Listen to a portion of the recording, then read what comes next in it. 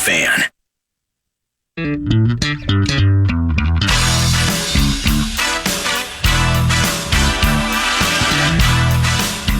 Good times, bad times out 702 way.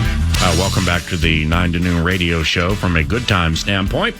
Somehow, some way, Paul Charchian, the co-host of The Feast, has been bitten by the 702 bug by Circa in Las Vegas. He calls it the city's single best destination for sports fans. It is. On the other side of the coin, hotel/casino immortality, the Mirage, is shutting down after 34 years. They'll sit on that. And I just learned of that last night. Somebody asked me, why is the Mirage shutting down? And I didn't look at the story until this morning, but it's been purchased multiple times. Now, it opened in 1989. Casino mogul Steve Wynn. Yeah. Very, very popular name. There's a hotel the Wynn Hotel. There you go. Thank you. Called the Wynn. He ushered in the Mirage in an era of luxury resorts starting to pop up that had themes to them. So we can go all the way back to Bugsy Siegel, when he started what is known now as downtown, with Binion's and Union Plaza and the Horseshoe and your favorite spot, Glitter Gulch, and things like that. But then as Las Vegas grew and the Strip, became a thing, you had places like Stardust. All right, Stardust is Las Vegas immortality. Yeah. It's where Las Vegas Sports Consultants originally was located. Yeah. Who are they? They Roxy Roxborough's group. I interned for them for summer and a half, way like 88 and 89. Wow. And it was pretty cool because I stayed, they put me up at like this, the Marriotts where you can live in them. They got kitchens and everything. Yeah. Extended stay. Yeah. And it was over by what used to be the Hilton, now is Westgate. And there was a really cool Italian restaurant located there called Piero's, where because I didn't, it was an internship and they didn't pay, but you got a stipend because I relocated from Southern California to there for 2.5 months to kind of work with them and help them with the tedium. So therefore, the stipend I would get it would buy a meal occasionally at Piero's. That's back in the day when a stipend and the average person could find some of those good money deals and elite food as well. Yes. 100%. But the $1 hot dog. Yeah. The old shrimp cocktail. Do you remember? Yes. Do you remember the shrimp cocktail was iconic Vegas? Oh. It came in a sundae dish. Yes. The clear Derailed your sundae story. dish. Yes. It had all the very, very small, they're almost like sea monkey sized shrimp. And then it'd have the cocktail sauce on the top of it and a bed of lettuce. Yes. That was, and it was like $2. Yeah. The quintessential Vegas in the old days. Steak and lobster at the Golden Nugget was like $6.99. Correct. Now, the steak you would get, let's put it this way, Khan's not preparing a steak of that quality on the Traeger, and it was super thin. It might have doubled for a hamburger, but nevertheless, sole of your shoe. It was. I think it was strip steak. And the lobster you would get was real lobster, but it was super tiny. Yeah. But it was kind of part of the aura of that era in Las Vegas. Mm-hmm. And so the Stardust was casino immortality. And it was located kind of middle of the Strip. You have Mirage, then Treasure Island, and then say if you go down to Circus, it would be somewhere in between. Yeah, it was down. It was more on that end of it, but yes, that's exactly right. Well, that that was imploded. Sands. I was there for that. The week they shut it down was the week I had a business conference, the Fantasy Sports and Gaming Association. Wow. We had our conference as they're shutting down the casino. Wow. We were the last conference shutting it down or imploding? Shutting it down, not imploding, because it takes a while from the time they shut it down. They got to gut it and everything else. And, myself and a couple of friends, we drove to Las Vegas to witness the Dunes implosion. You did? Which the Dunes was located where Aria and Cosmopolitan are now. Right. I think that's right. Or maybe Bellagio. It's right in that area. I think it's Bellagio. Because Planet Hollywood used to be the Aladdin. So, that's right. So just across the street and a little bit to the right. And it's quite the sight to see when you see a building implode and come down. But through all of that, the Mirage, it was an OG, but it was OG when it comes to taking Las Vegas and and delivering the perception we're not as seedy as you think we That's are. right. This is not Bugsy Siegel's town anymore. This is not, even though I'm sure there was some mafia and or mob related situations, probably still are, with networks and things like that. But it wasn't apparent, and you have nothing. You have nothing to fear. So they brought in Siegfried and Roy. Yeah, that was the anchor show, right? With the Tigers, the White Tigers. Yeah, and I didn't look this up, but I think it was 1988 or 89. Like the first, they had a tenant. Okay, Michael Jackson, I think, was the in-house performer. Was the first in-house performer, and a request he had was he wanted the entire top floor of the Mirage as long as he was there. And so they like reconstructed it. So he took down walls. Yes. Got a large portion of it. So that was Immortality. The Siegfried and Roy Immortality, the lobby. And you've been into the Mirage lobby many times with the fish tank. You bet. Well, it's fantastic. Yeah. So it's the Mirage meshed an old school Las Vegas feel with a new school family type feel. And I thought it was doing quite well. In fact, it was doing quite so well it got sold. And then it got sold again. And then now Hard Rock has bought it out. And this renovation is going to take 3 years. Yeah. So how about that? When you see Mirage in 3 years, there's going to be a giant guitar, which is unto Hard Rock, specifically Hard Rock, Florida. And but with the Mirage, like the Mirage pool scene, that was epic. That was at the time, it was the best pool in Vegas. And yeah, like people would go to the hotel to just hang out at the pool because you have no idea, like that restaurant Piero's I was telling you about. There are times I went into Piero's with the Las Vegas sports consultant people, and there's Jerry Tarkanian. Yeah. Oh, there's Larry Johnson. Yeah. Oh, there's Alonzo Mourning in town for Summer League ball. It's and it had that feel where back in the day there would be tables and there would be phones on the table. No cell phones, no social, nothing. You couldn't do that. Yeah. I mean, why's my man got a phone on his table and he's like sitting there all the way in the back because he was cutting deals or maybe taking bets or things like that. So the Mirage was part of all of that. And it's shutting down after 34 years. And it did you see the bit that's delaying the shutdown though? So per Vegas gaming rules, there's something about they got to pay out something? Their progressive jackpot bits. Oh, wow. So it's been a massive run on them where every single slot in the building is always occupied. People are waiting hours to jump on because they have to before they can close. Wow. They have to pay out $1.6 million in jackpots. Yep. And they closed July 17th, I believe. Well, as long they as were trying to already close. As long as they can't. Yeah, it was like as of like July 9th maybe or July 6th or say like a week and a half ago. Wow, we can't pay it. We want to go, but we need a big winner before we leave. And people are just smashing those slots nonstop, 24 hours a day, trying to be one of the last winners. Well, they have a problem because if you're telling me there are lines for each slot machine chasing that 1-6, which I believe, people are trolling, man. It's just picture like a packed Costco parking lot, and people are wandering aimlessly looking for a spot. And the slots are available to lose your money or hit that progressive jackpot 24 hours a day. Here's the problem I would guess they're facing. Because they're, per gaming rules, the slot machines, and I can't speak for sovereign nations, okay, because like they can kind of do what they want. The whole thing's different. Yeah. Let's put it this way. I ain't playing slots there. I don't play slots in the first place. I'm certainly not playing them there. We'll just end it at that.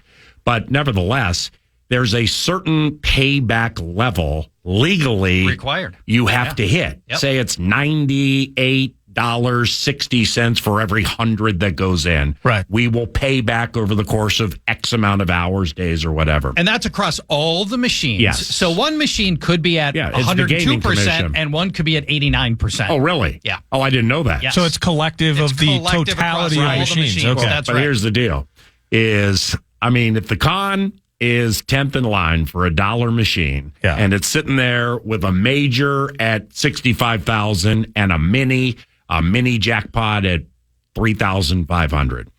Well, and you're like 10th in line. All right. Well, now you're 9th. Well, now you're 8. Yeah. And now so-and-so's gone busted. You're 7th. What you want to see is a Mirage employee stop the game, roll up, open that mug, and change that payout. They can change the payouts. I think they can all do it all electronically now. Okay. I don't think they have to go in and like flip the switches or anything inside them So if they got to anymore. pay out 1/6 by July 17, I mean, there's going to be a time coming up within the next few days where electronically they're going to change these payouts and make it more. They're gonna force it over the finish line. More player friendly. Yeah. And whomever is sitting right there at the right time, bam! The videos I saw on Twitter, it wasn't like it was pandemonium. It's, we were talking about post-apocalyptic. It's not like that. Yeah. But you honestly have, behind each person on the slot, you have people walking the aisles consistently, like boyfriend, girlfriend, drinks in hand, just scouting, waiting for somebody. People aren't going to the bathroom. Like, they are on the grind to get this money paid out. And somebody, you're right, if there's a deadline of June 17th, just go home now. Yeah. It's the 12th. Come back in a few days. With the vocal maintenance days that I have next week. You're on your way to the Mirage? Well, actually, part of the plan is I may go to Las Vegas Monday, late Monday or early Tuesday, and come back Wednesday. Because I want to go to a Timberwolves Philadelphia 76ers Summer League game. And so I've been looking into that a little bit, not even knowing about this Mirage clip.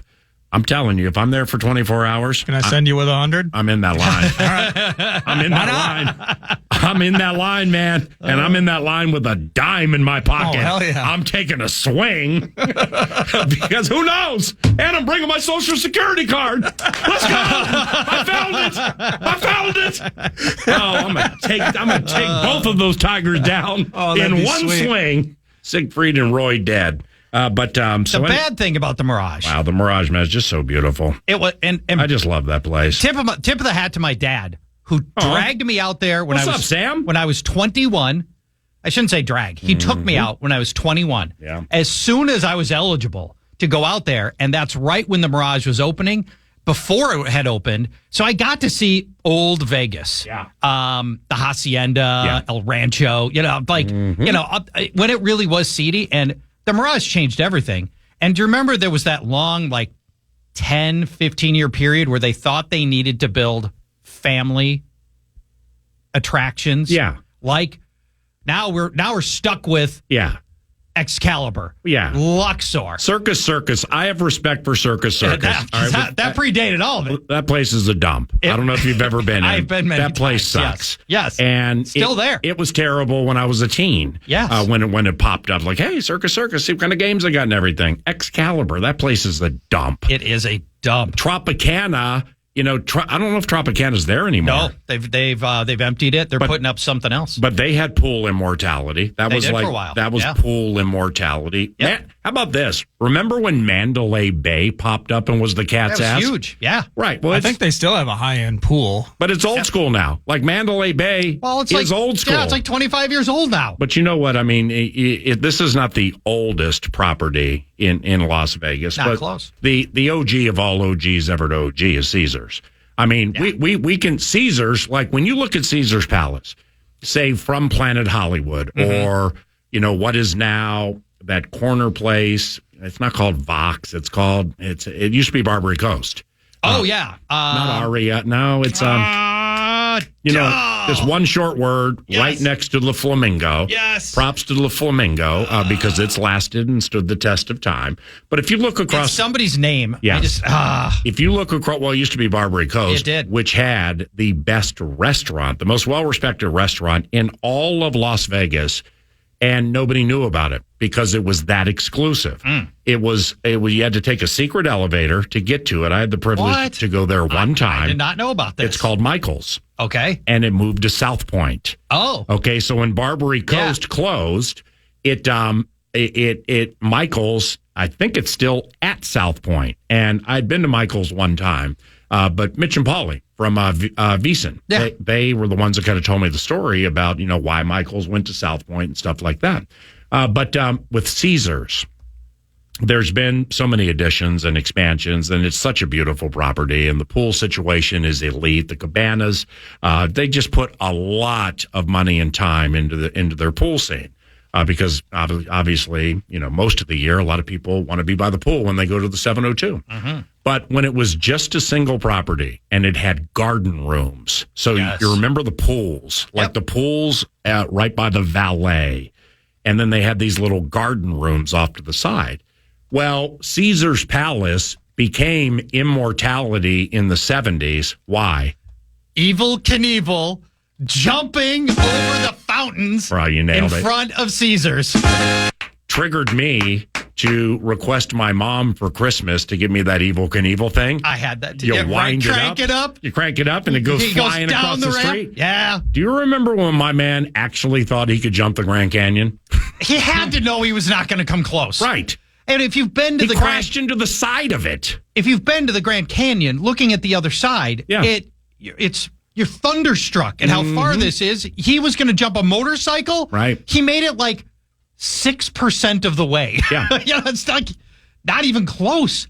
Not even close. You could not even dream of doing that. But I think that put Caesars on the map for a lot of people. And then big boxing cards, right? Oh, big Going time. back to the 70s. Yes. Muhammad Ali boxing at Caesars. Good point. For sure. Oh, elite fights there. And Caesar, you hit the nail on the head.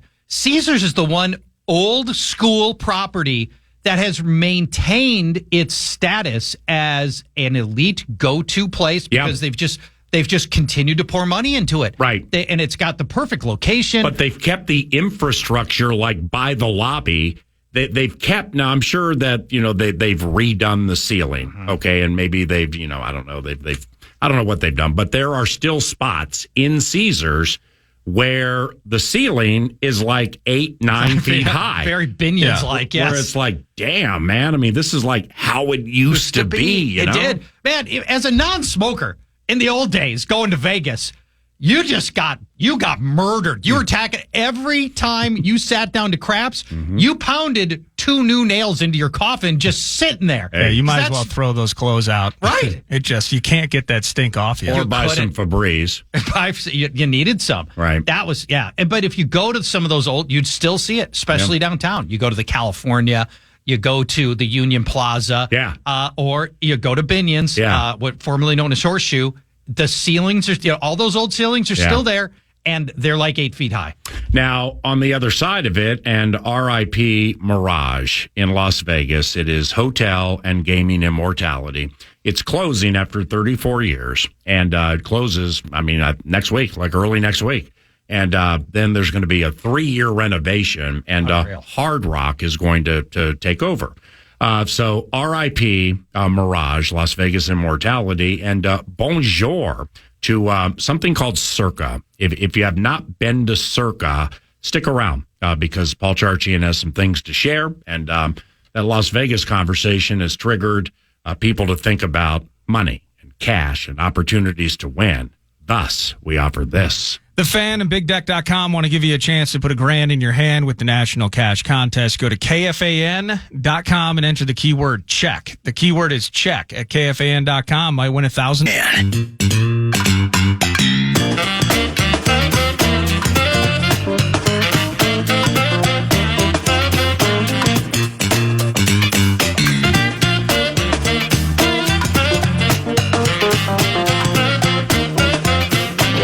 Give me half the money you were going to bet, and we'll go out back. I'll kick you in the nuts, and we'll call it a day. As good as you are on that show and everything, every time you make those type of predictions, I run right to the bank and go the other way. PA and Charch feasting at KFAN. One more thing on the Mirage.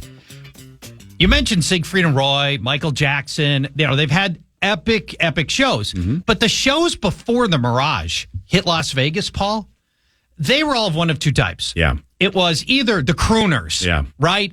The epic crooners that we all associate, the Sinatra, Dean Martin, Rat Pack, the Rat Pack. Right? Can you name all members of the Rat Pack? I probably can't, but Dean Martin, Frank Sinatra. Bam Bam. The black guy with the glass eye. Sammy Davis Jr. Jr. And here's the tough one. Joey Bishop. Joey Bishop. Joey Bishop is the wild card in the whole thing. I don't know who Joey Bishop is, but anyway. Joey Bishop. Okay.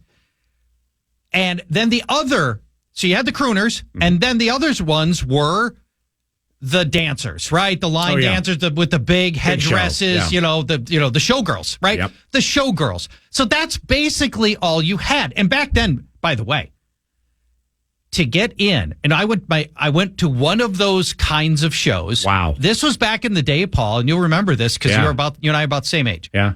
There was no reserved seating. You didn't know where you were going to sit. Mm-hmm. You had to walk up to the maitre d'. Mm-hmm. You had to do the bit where you shook the hand, or you showed your wallet, or you shook the hand with a $20 bill, or to the 50 concierge. or 100 to the concierge, who would or the host or whoever who would then bring you based on the tip bring you to the that table type of table he wanted to bring you to. Right. And so there was that deal, and there were tricks, and my dad had to teach me like how to palm. Here's how you palm your money. Yeah. Or here's how you cheat when you play Monopoly or Battleship.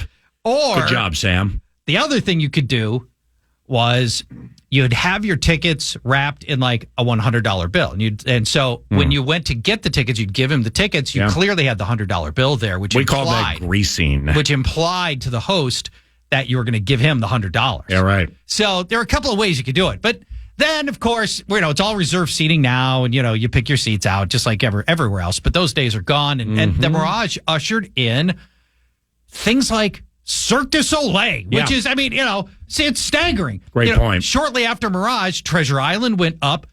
Mystere's been playing for 30 freaking years. Wow. It's an institution, and the show is phenomenal. Treasure Island is in the Mirage family. So yes, it is. And it's staying. It's staying. Yeah. Which is great. Connected by an overpass, if I recall, between the two.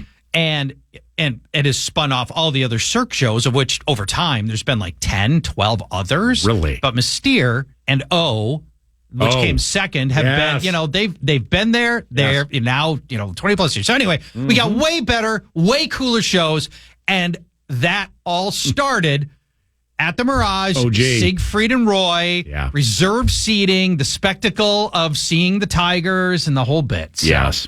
Wanted to touch on that, too. On the other side of that, something that is very much alive is downtown, and it's called Circa. Now, those who go to Las Vegas, those listening now are familiar like with the name Circa, or maybe you've stayed there, or maybe you've had like those cabanas actually in the water. Have you? And see, this is, with everything I've just rattled off about Las Vegas, it's clear I've been, and or know the history to a certain extent of it. I've never been to Circa.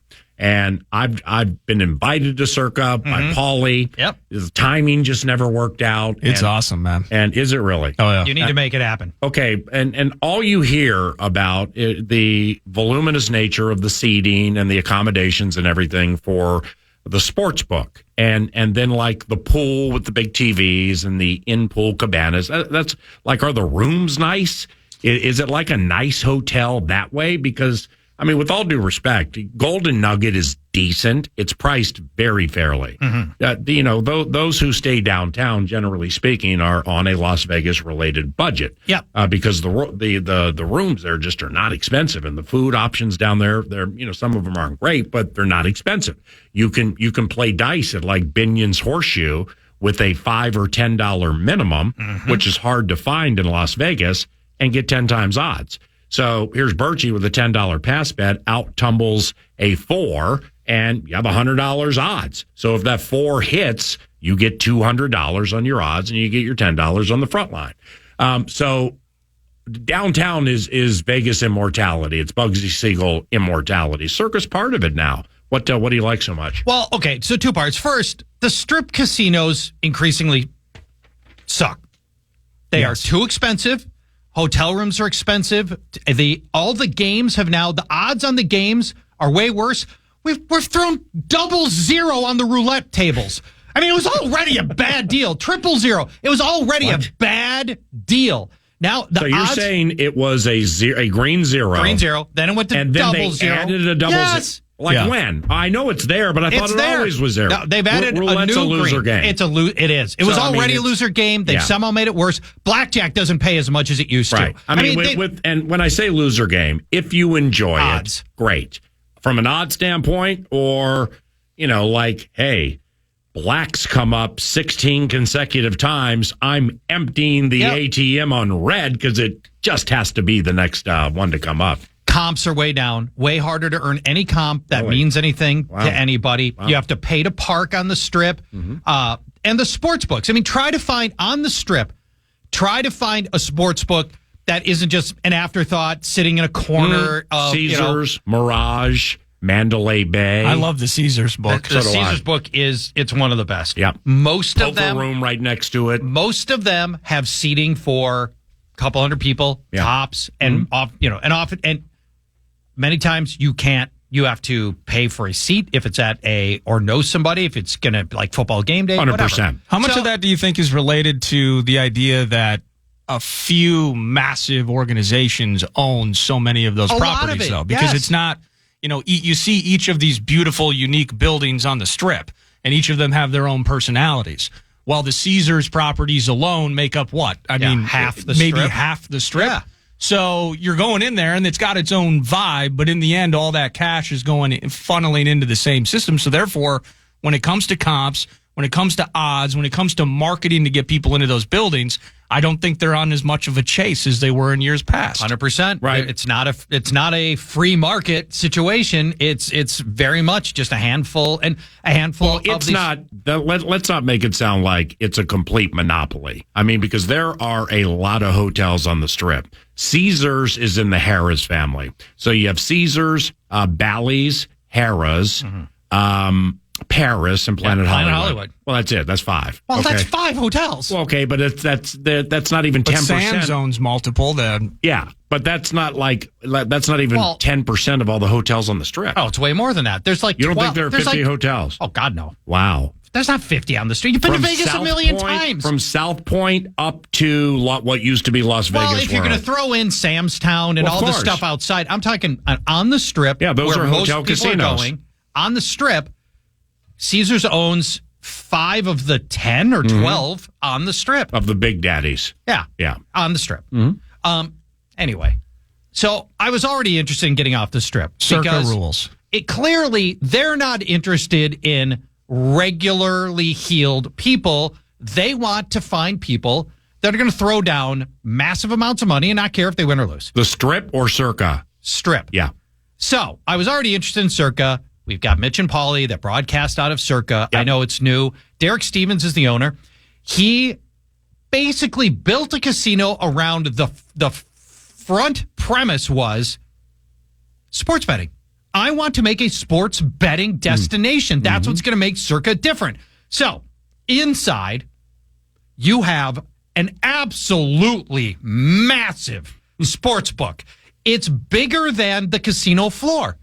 It seats probably 1,000 people. And wow, the TV system, I don't want to call it TVs because that makes it sound like there's a bunch of 100-inch TVs. Not even close. Wow. It is a contiguous, like half-block long screen that they constantly are reconfiguring what's big, what's small, what's, based on what's happening moment to moment. It makes IMAX look like your tube TV. It does. It's insane. And it's super high resolution. They have all kinds of different scrolling odds, in-game odds, all this stuff going on. I mean, if for those of us that love sports betting, Circa has done it right. But still, like on a Sunday, correct me if I'm wrong here, on a Sunday during football season, can you roll into Circa at 9 a.m. for 10 a.m. games and get a seat? I don't know because I haven't been there at that time. Right. I'm busy here working. I don't know that. Then there's the pool, which they call Stadium Swim. Mm-hmm. So the pool area has basically the exact same TV system outside, despite the fact that this is Las Vegas where it's perpetually sunny. Full sun, no clouds, right? And this thing is crystal clear. Wow. You can see everything. And what they did that's so smart about the pool isn't like diving board, slide into the pool, none of that junk. This pool is just for people who want to watch sports, but stay calm. So stay cool. Yeah. So the pools are no deeper than 3.5 feet deep. Wow. So it's like I was there, 110 degrees. Yeah. You get into the pool, you cool off. You can stand in the pool in your half height, or you can go down like in your knees or whatever. You can float and I can watch all of the games that are going on. I can bet from the pool. I get bar service from the pool, food from the pool, the whole bit. And then there's the cabanas, these legendary cabanas. They are not in the pool. They are not in the pool. There are tiers of this that go up like tiers of a stadium where you get these cabanas. The cabanas they're in the shade, which is nice. You get a break from the heat if you want to go inside. They got a TV inside. They got couches inside. They've got a safe so you can put your, for you in your case, your bankrolled at what, 15, 20 grand. You can put all that cash in the safe, Paul, so you don't have to worry about anybody taking it while you're in the pool. And the cabana comes with an attendant. Now, my attendant, when I went, let's just say her night job is at Spearmint Rhino. Not Crazy Horse 1, 2, 3, or 4? Maybe. I didn't ask. Her day job is working the pool at Circa. Yeah. And that's cool that you remembered her name. Yeah. Her quote name. Yeah. How much does Paulie owe her? Yeah. Her quote name was Sydney. Wow. Yeah. I didn't ask her for her real name. There's a down under joke there I'll stay away from. I think that's for the best, and no Coriolis effect whatsoever. So she's there. And she takes care of us for the 4 hours we've got the cabana. Yeah. Now, the cabana's got a minimum spend. Yeah. Would you care to guess? For 4 hours? 4 hours. $5,000. No, not that bad. $2,500. $750 minimum spend on food and drink. Per person? No. For the whole cabana. Yeah. Now, that was for 4 hours? That was for 4 hours. And this was... That's not bad. That's a steal. That's awesome. Now, part of the reason I think it was only $750 for me was because I was there midday on a Tuesday when the only sports that were on was Euro soccer, Austria versus Turkey. And so, we were watching that, waiting for baseball to start. Yeah. But it was $750 and in 4 hours. Their signature food at the Circa cabana, lobster corn dog. Oh, come on. Lobster corn dog. Ooh. So you get 6. Was it good? Would you care to guess the cost of the lobster corn dog for 6 lobster corn dogs? $60. $180. Bang! $180. I was thinking 30 each. Yep. $180 for the lobster corn dog. I did not partake in that. I couldn't get myself. I'm not paying $30 for a lobster corn dog. Do you use mustard or ketchup on a lobster corn dog, or do you use cocktail sauce? I think neither. I think it's. I'd go cocktail sauce. What do you normally put butter? I don't want cocktail sauce on the breading. No, I don't want cocktail sauce on my lobster. I don't want squeezed lemon on the breading either. So we got to the, by the way, over 4 hours, we ended up meeting our minimum, which you're going to have to anyway. So then you get the bill at the end. Well, that's where the champagne bottle in Sydney come in.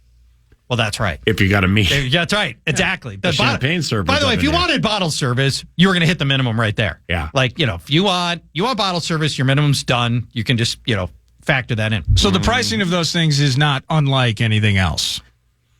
No, probably not. But still a great experience. You get to the end. Sydney brings us our bill, so we're a little over the $750. But then there's an charge it to your room, have Paulie wipe it off. There's an automatic 20% gratuity, and then Sydney says, "Well, okay, here's what you need to know, sir.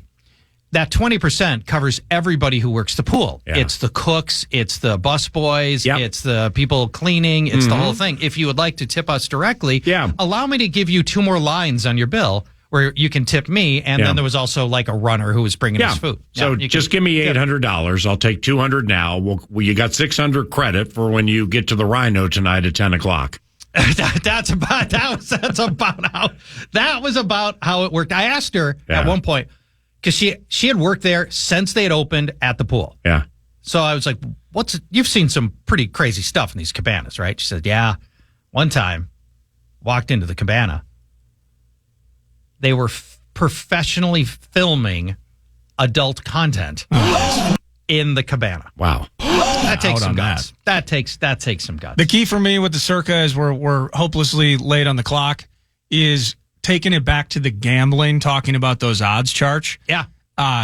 You're winning at Circa. Like the vibe there is sweet. The tables that you can still do $10 minimum even on the craps at times. I did. I paid $10. Wow. I paid $10. Played $10 craps. Yeah. Like it is super lively. Clearly the sports book and that vibe is certainly the A topic at Circa. Charch nailed all that. But even from a gambling standpoint, when we were out there with the Vikings Raiders, I spent 2 days there. The place is awesome all around. If you're having beers and stuff, cheaper beers, huge taps, awesome service, awesome aura of the place. Great. And Circa's a great spot. You're listening to 9 to Noon. Man.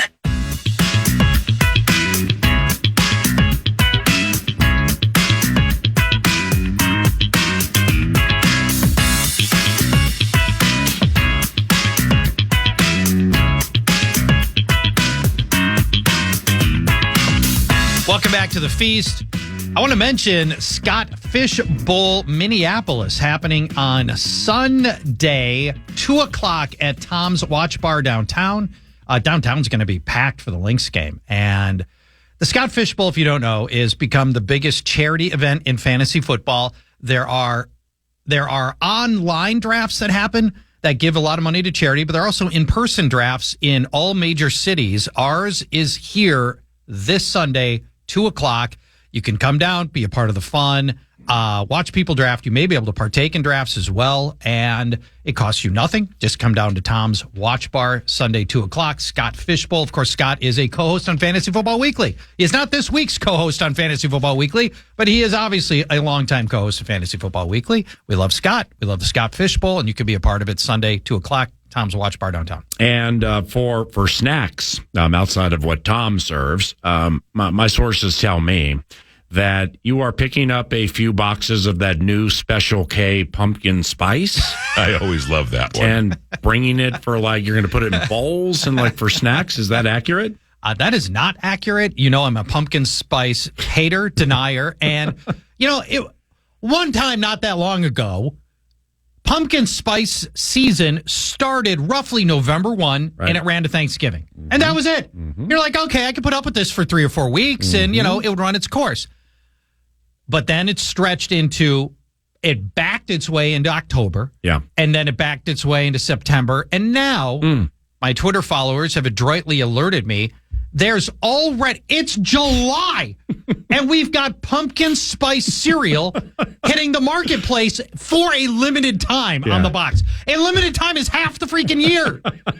No, listen, pumpkin is squash. You're in the squash family. Yeah. Who has ever even considered for a second? Oh, what make my cereal taste a lot better? Right. You know what these Cheerios need? You know what these Frosted Flakes need? My Lucky Charms needs? I need squash. And many times when you think you're buying pumpkin, quote, air quotes, pumpkin, you're actually getting squash. You just don't know the difference because they're categorized similarly enough that places can buy cheaper squash and give you squash when you think you're getting pumpkin. Squash is awful. It doesn't.